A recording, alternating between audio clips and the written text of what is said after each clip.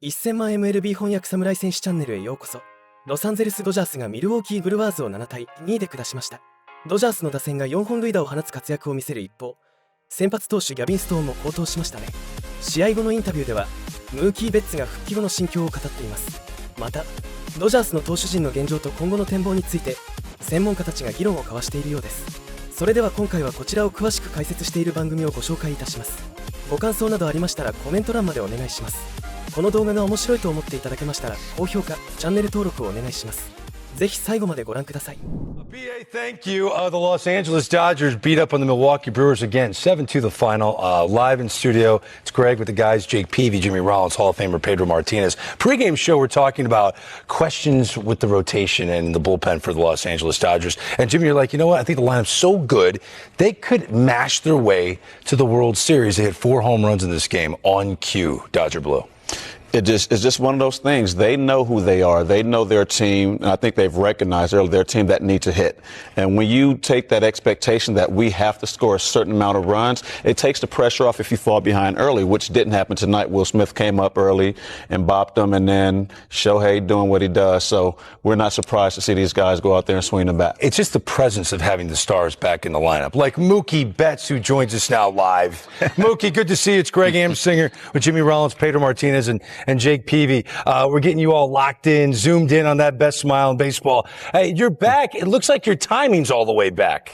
Is that true? I guess. I don't know. I'm just I'm very appreciative to be back. I got to spend 60 days straight at home, so I'll do anything to get out of the house at this point. Well, those 60 days treated you well, but I tell you what hasn't treated me well. Outing with you at the golf course. I've been waiting for a year, bro. You in now? We're good. My hand was messed up, but now I'm back. I'm ready. I'm ready. You just make sure you bring them big face hundreds. Hey, I'm trying to take them. I take Zelle, Cash App. You let me know. But Mookie, it's good to see you back out there, man. Tell us, like you say, you've had 60 days off, just chilling, you know, doing interviews and everything else under the sun. But to be back on that field, what does that mean to you? Everything. You know, I feel like I was born to play sports, but definitely baseball. And I'm just happy to be here amongst the guys. You know how it is in the clubhouse, man. That atmosphere, that feel, that love. You can't replicate it anywhere else. And like I said, I'm just happy to be back. Mookie, what's up, buddy? It's Peave. Great to see you back like the voice. How you doing, brother? It's great to see you, my man. Look, this is what I want to talk to you about. We love the Dodgers, and we have for a long time. You've been the class of the league. You are a couple-time champion. Tell me why this year's Dodger team has championship DNA. We got a lot of really good players, especially one. His name is Shohei Ohtani. He really can put us all on his shoulders. But, we can pitch. We can play defense. We can hit. So it's just a matter of putting it all together. You know how it is, man. You just got to do it at the right time. That's right. Hey, Mook, this is Pedro. I'm just concerned about your pitching a little bit. Tell me why I should relax a little bit more going down the hole now during these days. I don't know if you should. I can't say you should. I mean, pitching is always one of those things where, you just got to pitch well at the right time. And, there's certain situations in the game where a couple relievers got to get hot, a couple starters got to get hot. And so that's really the name of the game, especially in playoffs. And so I think we're all worried about it until we see who's hot. I also believe in ghosts, Mookie. I just want you to know. I also believe in ghosts. All I'm saying is this. This is all I'm saying. I don't know that I believe in ghosts, but I'm not okay. I'm not willing to find out. That's all it is. That's all it is. I don't want to find out, because if I find out, then it ruins me for the rest of my life. So you know what? Instead of messing with it, just don't even worry about it. Oh my goodness! I want to plan a family vacation to the Pfister Hotel in Milwaukee. I want to see a ghost. You don't want to see one? Okay. No. Okay. I'm good. Mm-mm. Oh, you're good. You're good. Yeah, we know you're good, Mookie. 2 more tonight. Thanks for joining us. You're the best. Appreciate it. Thanks, guys. There you have it. He is. He's great. When you talk about unselfish, that's a perfect teammate. Hey, look, he's helping out Freddie Freeman. Search for ghosts. You see the first one down the stairs. Yeah, you're right. You know, we talked about the Dodgers starting pitching. I was worried about Gavin Stone. Since July, 0-3 on the road, ERA around 8. That did not rear its ugly head tonight in Milwaukee. He was great. He really was. He mixed 3 pitches really well. The changeup was awfully good. The fastball was commanded, Petey. And look, I tell you what, he got an early lead. When you get an early lead, you can go to work. And look, a welcome sight for the Dodgers. Like you said, they have questions. Walker Buehler coming back tomorrow. But questions all around that rotation. I believe the same as you. Who they're going to have tonight was a nice start from What Gavin. did you see, Pedro, from Gavin Stone? I saw that he actually made pitches when he needed to. His team came back and backed him up and scored him some runs. And then after that was just attack the strike zone. He had a fastball that he was able to spot better with more confidence as he got the lead. And then when he had to navigate through situations, he made pitches. And I was really happy that he was probably taken out after 5 innings so that he could finish in a positive note and hopefully build on this outing to actually go on for the rest of the season and hopefully stabilize that little emptiness that they have in the starting rotation. Nice to see also that they piggybacked him pretty good with a guy that had his first major league save after 3 innings. Yeah. He was good. Multiple innings. Yeah. As for Colin Ray, I was watching the game with you guys. So much fun doing that. And we kind of saw what was coming because the first pitch, Ohtani barely missed it. Then here comes Mookie. He barely missed a homer. And they eventually teed off and hit 4 home runs, the Dodgers. You know, Mookie addressed something that we talked about before the show, and Pedro asked him about it.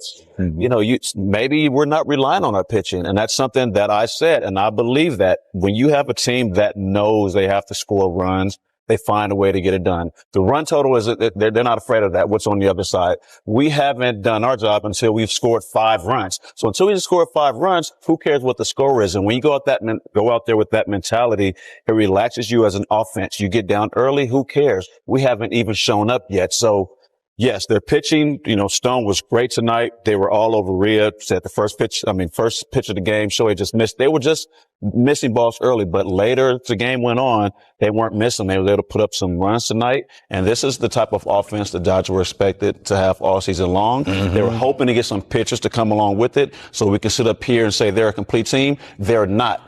Offensively, I think they are, but we still know, we talk about it. In the playoffs, batting averages come down. You got to have some guys on the bump, but this team has a confidence that they can bang with anybody regardless of who's on the mound for them. And also, he also addressed the fact, should I relax? With, I'm expecting that he's going to leak a little bit of the news that they have on who's coming up or who's getting better.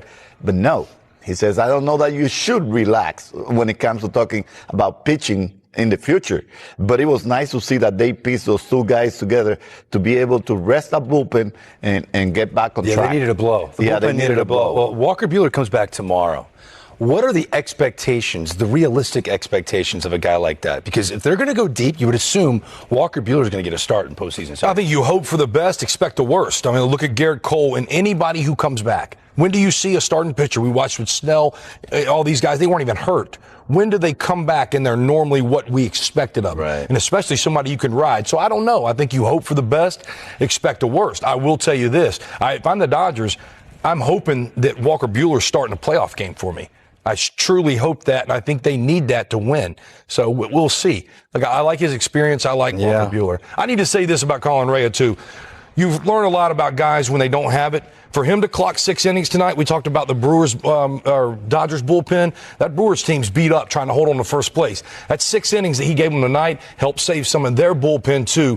And look, I got my hats off. It's not easy to get beat up and stay in there for 6 innings. Yeah, I was kind of worried for him because he's having a good year. 10-3, 3.38. That's why he's had a good year, because you go out your starts like you did last week versus Atlanta, but he weathered the storm tonight. It's ugly if you go 3 or 4. Pedro wanted him out of that game, and I probably would have taken him out. Yeah. But Pat Murphy knew I needed some innings to eat up. You know, they got to win tomorrow. And the bullpen cares about that when they see a guy grind that out. Or they get swept. Yeah, right? So tonight, nice job by Colin Rea, even getting beat up. So the Dodgers could pick up a game on the guys that are trying to chase them down. The Arizona Diamondbacks will play against the Colorado Rockies. Let's show you highlights of that one. This is a scoreless game. 2 outs in the second. Beck with a base hit. And the Diamondbacks on the wrong side of the scorecard already as Brendan Rodgers comes across to score. Later, Brenton Doyle I really think they found something in this kid. Ooh. Everyday center fielder with pop. Yeah, he can play. But you know what? That's doing the little things that they need to do. Up the middle, drive that run home. Toglia down the line, and the Colorado Rockies decided not to detonate. You're seeing right here. Here's Erod, a pitcher just back. Is he the Erod? No. They sign and hope? Not yet. Austin Gomber, the other starter against the guy they went and fired, Josh Bell. Bell doing his thing. He's been coming up big and fluffy. Yeah. I mean, he's always had a way of finding his way on a good team. And Oh, no. Oh, no, it's right. Force at second. You can't get it. First. Later. Catch it first. Manny Machado. Oh, what a catch! What a catch. Bay in center diving, robbing Manny Machado of a knock. Does get an RBI, so it's 1-0. King. This guy, when he's right, nasty. The Yankees don't have Juan Soto without Cashman and those guys last year moving King into the rotation, him showing this kind of stuff is why the Padres went out and made that deal. He's been almost a number one starter this year. Let's see that guy is uncomfortable at that. He looks like a very uncomfortable at that. I'm looking at all these teams going, who's every compartment of the club is strong. Pedro, I'm kind of with Jake on this. I feel like, because I'm with you on the Dodgers pitching, there are question marks there. I feel like the Padres have the most strength in the lineup, in the rotation, and now with the newly acquired Tanner Scott, the bullpen. And we have seen the history between the Dodgers and the Padres, and they're flying under the radar, I think. Now that everybody is taking their attention to the Yankees and the Baltimore Orioles and the Dodgers of the world, I guess San Diego is putting it all together, and they can finally probably say, we can play a relaxed game and see who's going to fail, and then we're going to catch them.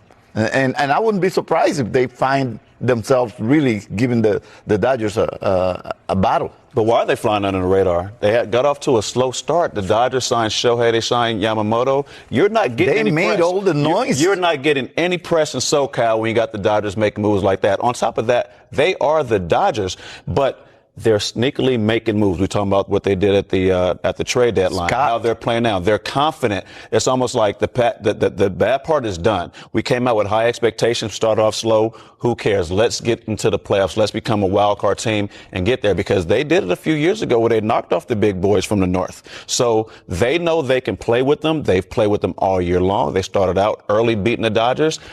I think it's going to be a great finish coming down to the NL West. There are definitely teams out there. There's still a team in between the Padres and the Dodgers and the Diamondbacks. So there's a lot of work to be done, but they are made to get into the playoffs. And when they do, if they do, to go deep. Jimmy, the trade for Luis Arraez changed the Padres lineup and dynamic.